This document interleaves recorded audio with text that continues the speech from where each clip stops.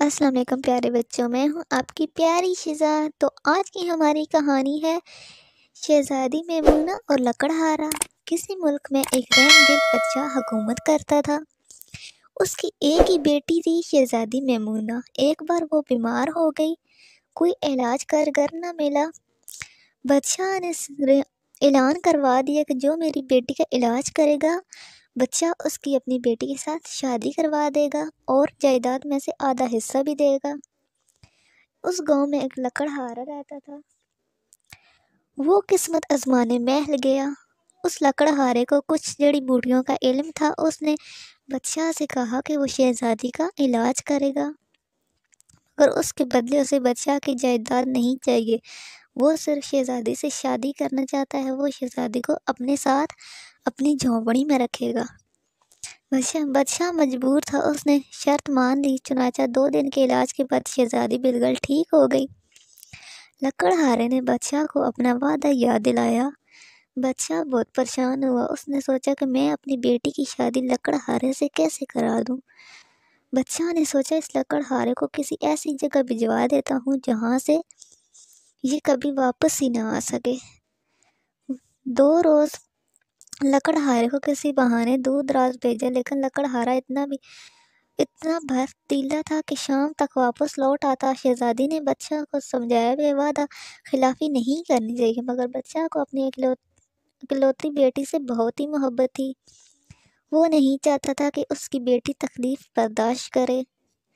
بادشاہ بہت پریشان تھا۔ پھر اسے ایک ترکیب سوجھی۔ اس نے لکڑہارے سے کہا، جاؤ اور سمندر کی تہہ میں جو ہیرے موتی ہیں وہ لے کر آؤ۔ لکڑہارا گیا تو بادشاہ نے شہزادی کا فرضی جنازہ تیار کروایا تاکہ لکڑہارے کو یہ کہہ کر ٹال دے کہ شہزادی مر گئی اور لکڑہارا مایوس ہو کر یہ ملک ہی چھوڑ دے۔ لکڑہارا پانی میں تیرنا بھی جانتا تھا۔ اس نے چند ہی دنوں میں سمندر کی تہہ سے ہیرے نکال لیے اور محل کی طرف چل پڑا۔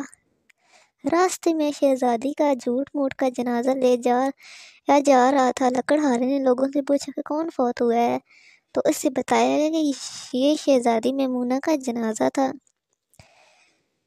فقیر وہ ہیرے پھینک کر اس جانب چل پڑا جہاں جنازہ جا رہا تھا، لیکن اسے پہنچنے میں دیر ہوئی۔ قبرستان پہنچا تو پتہ چلا کہ شہزادی کو دفنا دیا گیا ہے۔ بادشاہ نے دراصل شہزادی کو قبرستان کے قریب ہی ایک جھونپڑی میں رکھا ہوا تھا۔ شہزادی کو دیکھ بھال کے لیے ایک بوڑھی ملازمہ بھی ساتھ تھی۔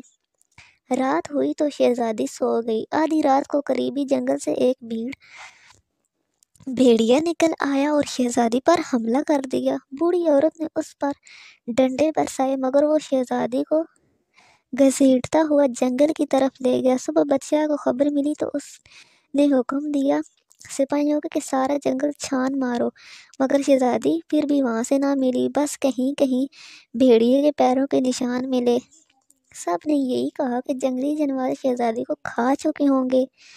بادشاہ بہت پچھتایا کہ اس نے اپنی بیٹی کو غربت کی زندگی سے بچانے کی کوشش میں موت کے منہ میں ڈال دیا۔ دراصل شہزادی مری نہیں تھی۔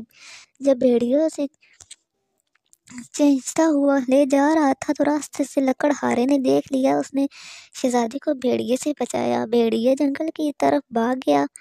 پہلے تو لکڑہارا سمجھا کہ یہ شہزادی کی لاش ہے، لیکن جب اس نے نبض دیکھی تو اسے احساس ہوا کہ شہزادی تو زندہ ہے۔ وہ شہزادی کو اپنی جھونپڑی میں لے گیا، اس کا علاج کیا۔ شہزادی 1 دن تک بے ہوش رہی۔ جیسے ہی اسے ہوش آیا لکڑہارا اسے محل تک لے گیا۔ بادشاہ اپنی بیٹی کو زندہ سلامت دیکھ کر بہت خوش ہوا۔ اسے شرمندگی بھی تھی کہ جس لکڑہارے سے اس نے وعدہ خلافی کی، آج اس لکڑہارے نے شہزادی کی جان بچائی ہے۔ اس نے لکڑہارے سے اپنی غلطی کی معافی مانگی اور کہا، میں تو سمجھا تھا کہ میری بیٹی کو اس محل میں ہی خوشیاں مل سکتی ہیں، لیکن تم نے اپنی جھونپڑی میں اس کی جان بچا کر ثابت کر دیا کہ خوشیاں کبھی دولت سے نہیں خریدی جا سکتی۔